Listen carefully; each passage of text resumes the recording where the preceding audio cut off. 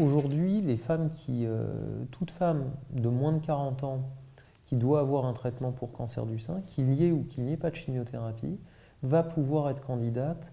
se doit de se voir proposer une consultation donc aux fertilités afin de pouvoir discuter des possibilités de grossesse dans le futur, si elle le désire.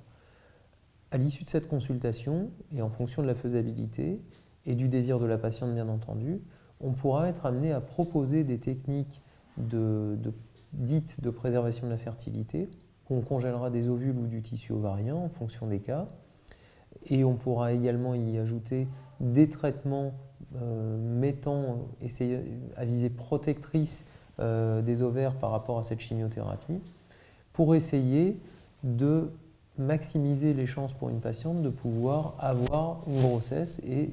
une capacité à pouvoir transmettre sa génétique en ayant des enfants naturellement ou de manière médicalement assistée, mais en tout cas avec ses propres ovules. Au-delà de ces propositions de traitement, qui sont finalement des traitements un peu préventifs, on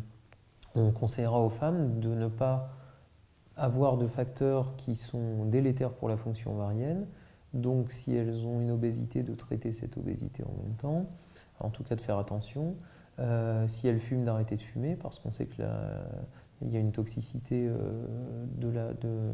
du tabac sur la fonction ovarienne, et des conseils d'hygiène de vie plutôt relativement généraux, mais qui prévalent également pour le cancer.